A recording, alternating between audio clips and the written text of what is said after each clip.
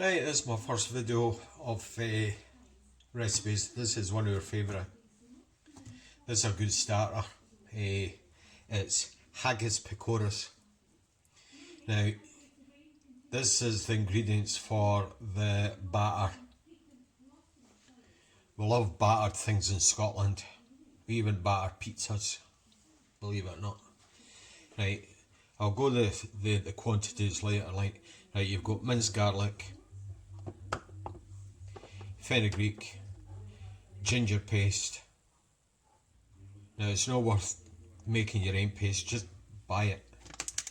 Garam masala, salt, fresh coriander, gram flour or chickpea flour, chilli powder. I've got the extra hot stuff there. That's your basics for the batter. Obviously you need water as well.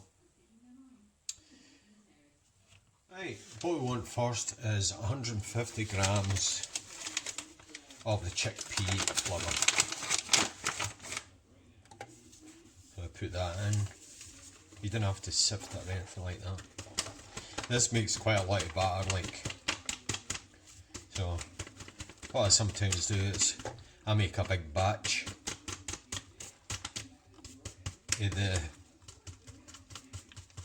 the Haggis Pakoras and freeze them.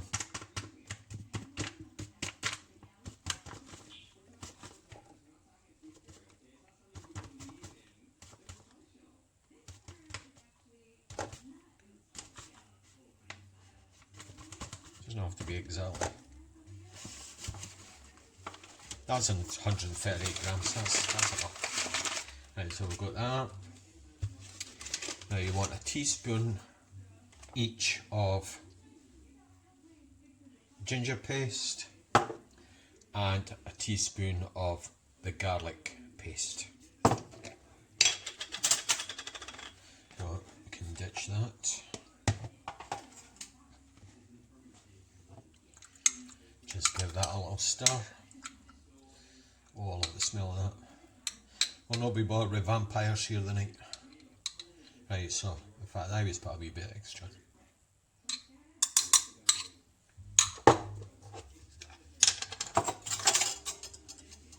A teaspoon of the ginger paste. That's one of my favourite ingredients. Fresh ginger. Right, that's that. Try and tidy up as I go along for a change. Right, a good pinch of salt.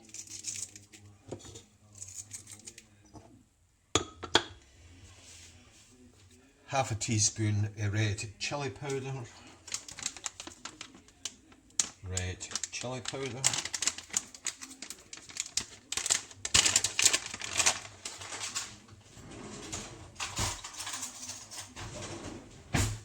The thing is, once you've done this, you can adjust if you want more chilli, you add more. Right, that's that. Same again with the garam masala.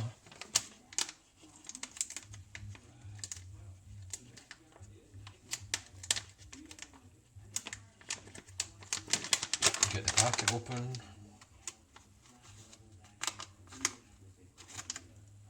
About that much. In we go. A pinch of fenugreek. Now, how big is a pinch? Right, I think that's quite strong spice. So 5 grams of chopped coriander. That's how much coriander I put in. I'll still to chop it. I'll give it a little chop.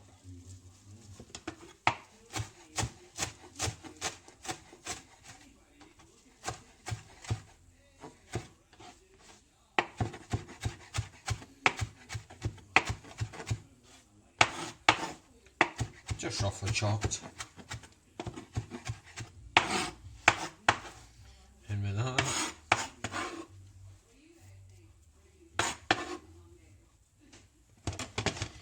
now a little stir up. I've been told I'm good at stirring things up. Right, that's what you're wanting. Right, in with some cold water.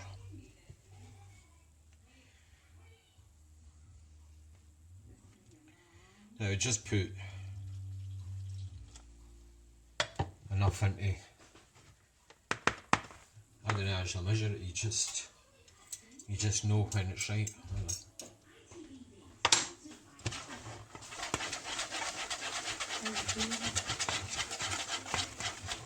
So you've got that. If there's any lumps, just keep on beating it.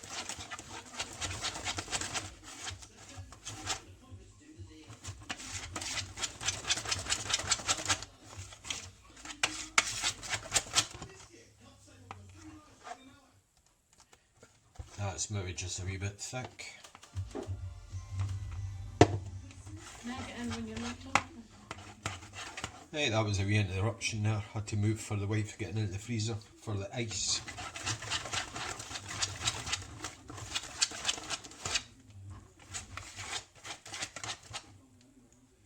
So that's looking not bad. So what I do, stick that in the fridge. Can I always add a wee bit extra water before we're going to use it, like. But that, the smell coming off that and out is brilliant. Right, it's time to cut up the haggis and get the sort of the right size for the haggis pakoras.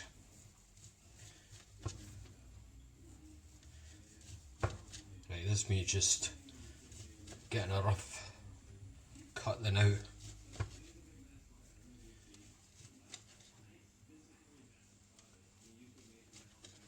Right, I would say that size you're going to get one haggis pakora out of it. So you want to shape that. The thing is, you can make these as big or little as you want, like, but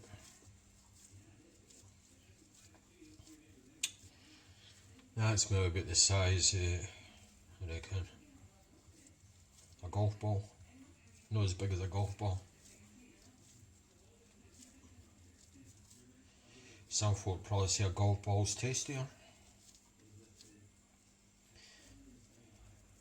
A good haggis is down to the spicing. I know people are not keen on the ingredients, like, but there's worse things to eat than that. So that's one. I'm going to get, hold on, that's 1, 2, 3, 4, 5, 6, 7. You've got to get about 10 out of that. And there's just the two of us, so I'm not eating all that in one sitting. Even not good.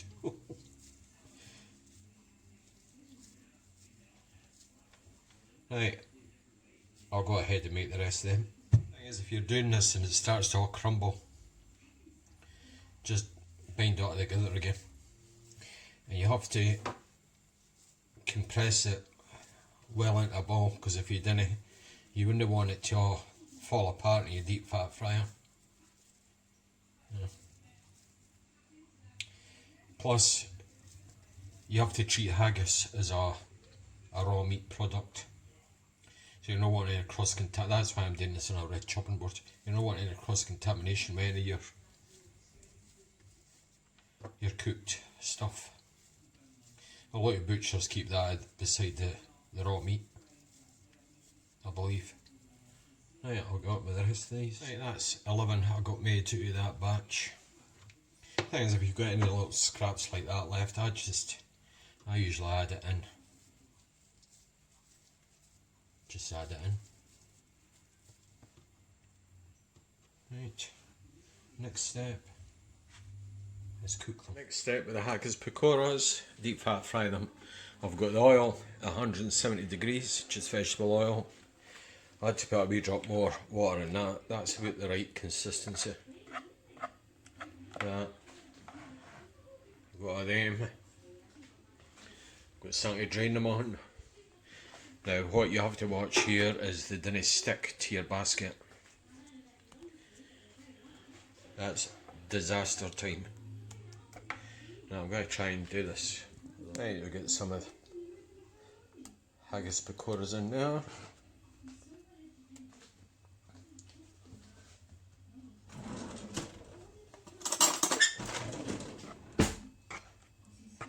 try and avoid getting the batter on your fingers. Obviously you're gonna, that is gonna happen, like, but right, just gently coat them and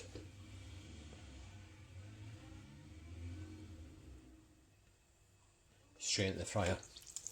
Now just got a wee jiggle boot so it doesn't stick to the wire basket.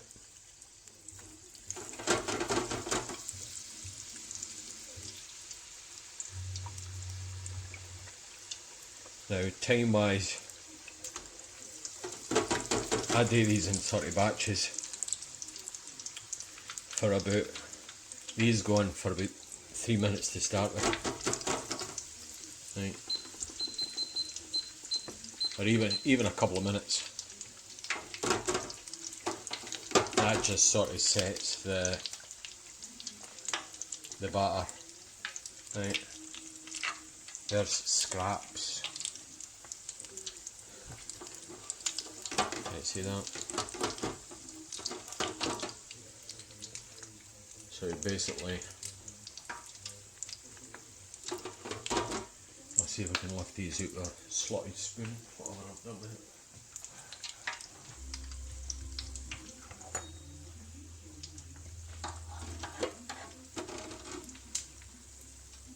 Right, so that's basically half cooked. So at this stage you could actually cool them, chill them in the fridge, then you can freeze them. Then if you're taking them out the freezer, just let them thaw in the fridge overnight. Then I bake them in the oven for about 20 minutes. Right. You want to try and get as much of that out as possible. You don't want burnt batter. Right, and with another, you could actually get away with maybe doing 5 at a time or something.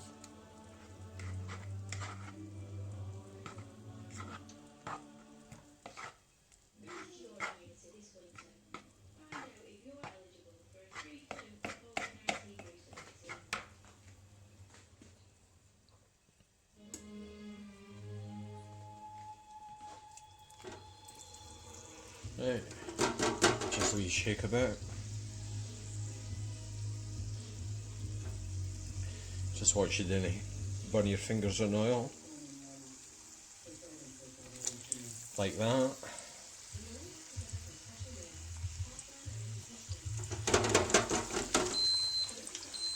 Yep.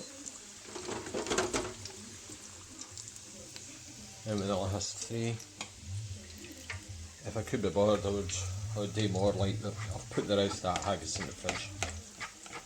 And you could even keep that batter overnight, just cling fill it and stick it in the fridge.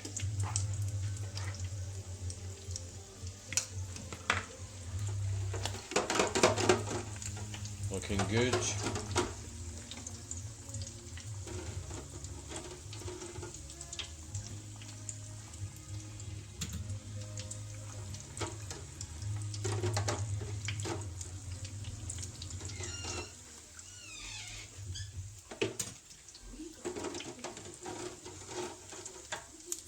Oh, that's my portion 2 stuck together.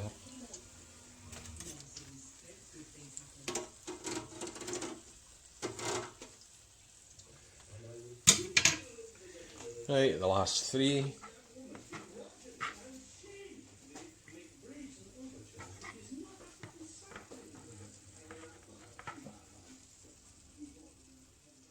could actually use that batter. I've done pakoras like with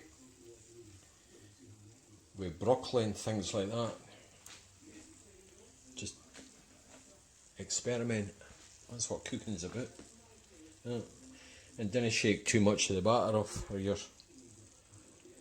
you're gonna have bald pakoras. Right.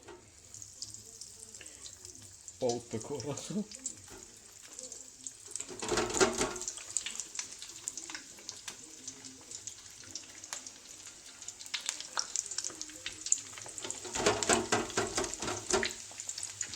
Right, got loads of batter.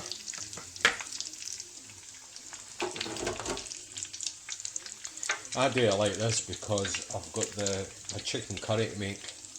So when the chicken curry is about finished, I stick them back in the deep fat fryer. I'm going to have to limit myself because we can't eat all them tonight.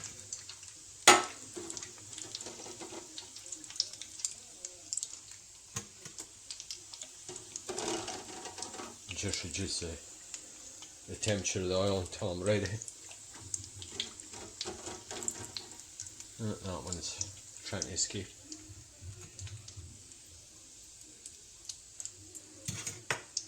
Right, so that's basically them. The batter's on. It makes a hell of a mess here, oil like it does. I've usually got a dripping down the sides, but I seem to have done alright tonight. Right.